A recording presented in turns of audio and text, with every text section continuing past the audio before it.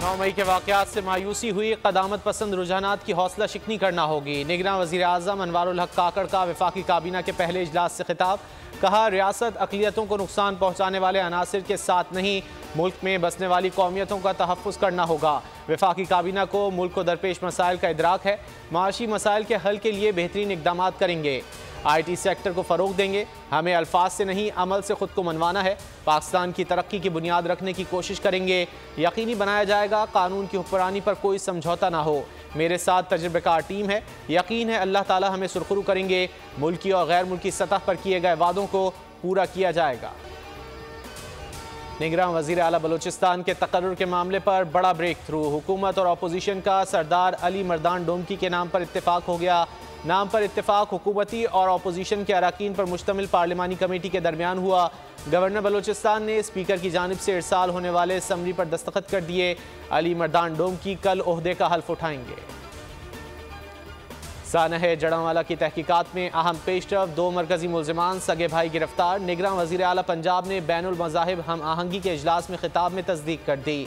कहा, दोनों मरकजी मुल्ज़िमान CTD की तहवील में हैं, वाक़या मनसूबाबंदी के साथ किया गया, हर साजिश नाकाम बनाएंगे।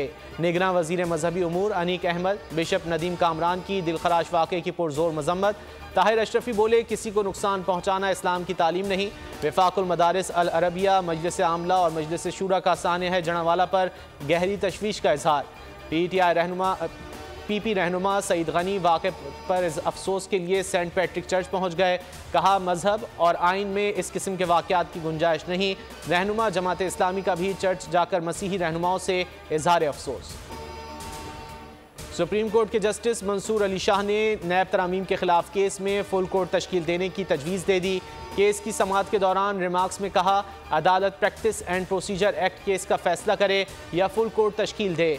उन्होंने मिलिट्री ट्रायल केस में लिखे अपने नोट का हवाला देते हुए कहा, इस केस को फुल कोर्ट को सुनना चाहिए। चीफ जस्टिस पाकिस्तान ने रिमार्क्स दिए कि फरीकैन आइंदा समाअत पर हतमी दलाइल दें। वकला को तैयारी के लिए 1 हफ्ते का टाइम दे रहे हैं।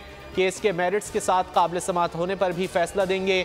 2023 में नैब कानून में की गई तरामीम को हमारे सामने किसी ने चैलेंज ही नहीं किया। अदालत ने केस की समाअत 28 अगस्त तक मुलतवी कर दी।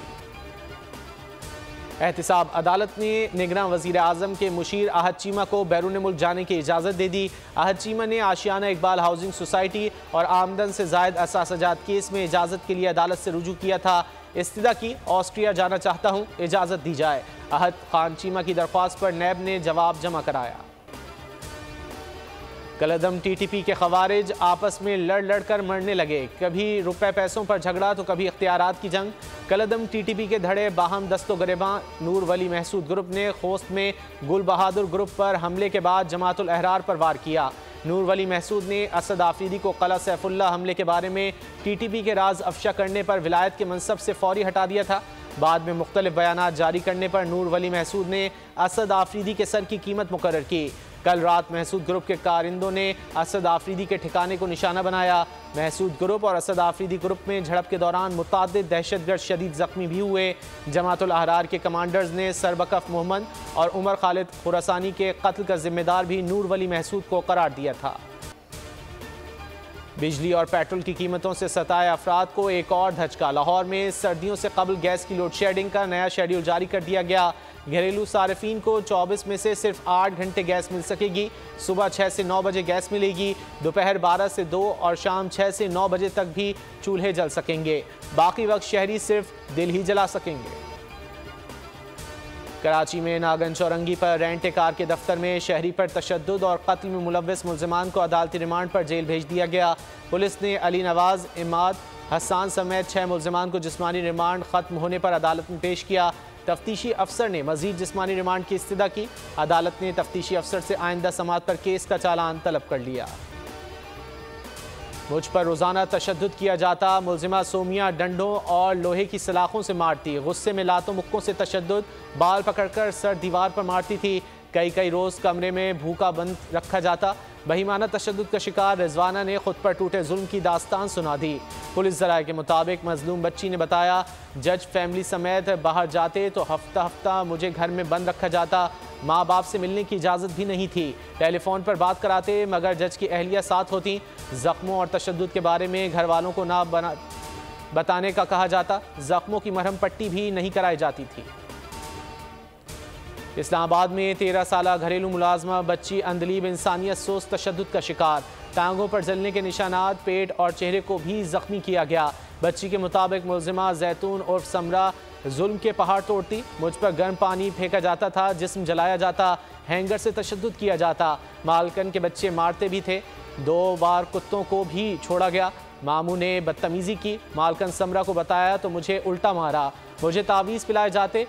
डरी हुई थी, किसी को कुछ नहीं कह सकती थी।